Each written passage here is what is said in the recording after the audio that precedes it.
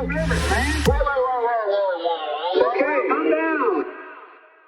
So excited to have coming back to the show the great activist and CODEPINK co-founder Medea Benjamin, the great journalist and activist and organizer Bryce Green, and we are also very excited to have Aiden Khamis, who is making his debut. He is a sophomore at Indiana University and a lead organizer with Palestine Solidarity Committee at Indiana University Divestment Coalition. And he and Bryce were both arrested at the Gaza encampment. So welcome, Bryce, Medea, and Aiden. Hello.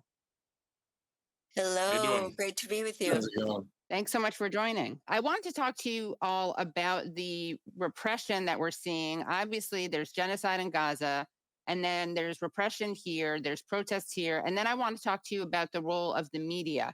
But let's start off by taking a look at you, Medea. Recently, you just got arrested interrupting Lloyd Austin. But before we do that, set up why you went there and where he was speaking. Well, what was interesting, Katie, is that we didn't even know he was going to be speaking. I just happened to walk by the hearing. It wasn't announced. And usually they announce these hearings at least a couple of days in advance. And I opened the door to the armed services and realized that he was going to be speaking there and that there was a seat open. So I ran in and grabbed it. This was definitely not planned. So you could show it. But one thing I do want to say is that talking about media censorship, the camera was panned to to Secretary Austin. I was right behind him, and as soon as I got up to speak, they cut that and turned it around so you couldn't see me, and you could only hear. So I think that was obviously intentionally done. To help.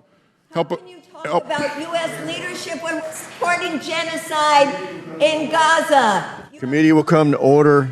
It is illegal, it is immoral, it is disgusting. The whole world is watching what we are doing in Gaza right now. Secretary General, you are supporting a genocide. Stop supporting genocide.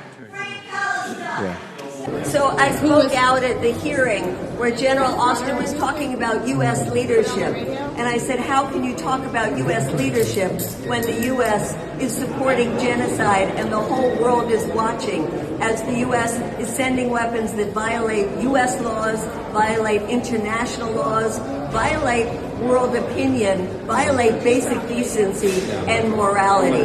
We have to speak out. And I'm wearing a t-shirt that says, another Jew that speaks out against genocide. So you just stay back and not interfere with We're going to search her again? She will be searced again before she gets in the way. What is in there? What is the harm to everyone?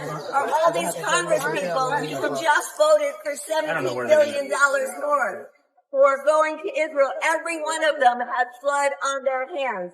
Those are the ones that should be arrested. I am proud to have stood up. We are all doing what we can. We must stop our government, even if it means going to jail for justice. You're arresting the wrong person. Wow. So I'm surprised they let you in there after all these times. Well, I just walked in really quickly.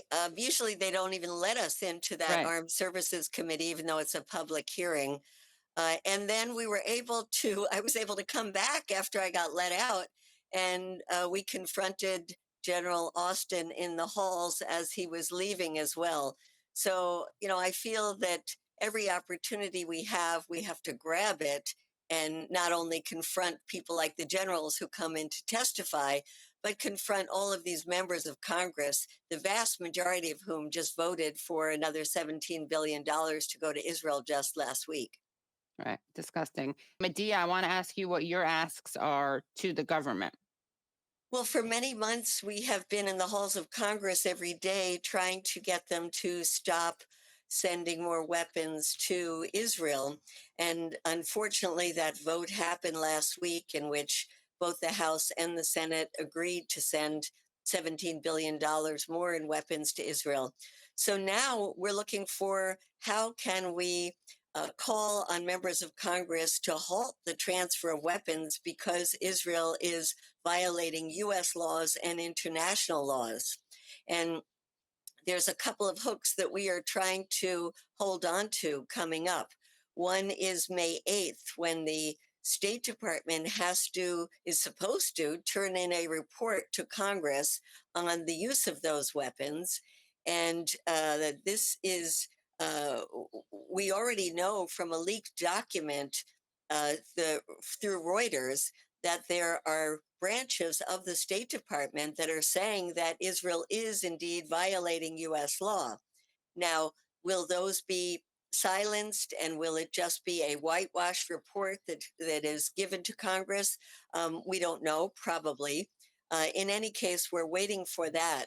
But in the meantime, there was another leak from Politico yesterday that a letter is being drafted to the Justice Department, to Merrick Garland, by lawyers, including lawyers within the Biden administration, saying that the weapons that the U.S. gives to Israel is being used to violate U.S. and international law.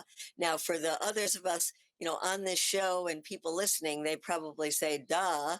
But this is important in that it's coming from lawyers in and outside the administration, and will give us another hook to use.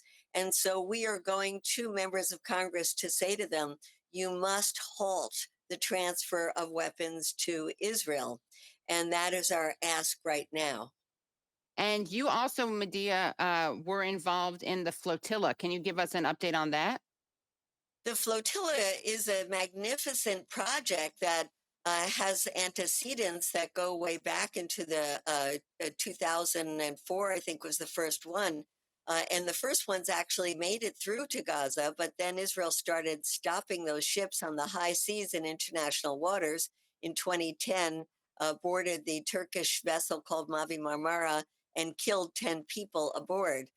This time, there were thousands of people who wanted to go on this ship, and hundreds of us who were coming from other countries.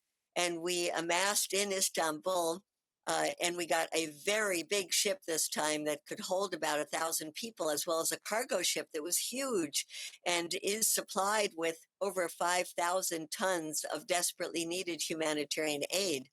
But there has been so much pressure from Israel and the United States and Germany on the Turkish government that they delayed in giving us the permission to leave. And then the country whose flag we were flying under, each big ship has to have a country's flag, and it was Guinea-Bissau. They, at the last minute, pulled their flag under pressure from Israel and the United States. So we still hope to go. It looks like there are other countries who are willing to provide that flag, and we have to see if Turkey is indeed going to allow us to go. It will probably take a few more weeks, but we hope the flotilla will set sail.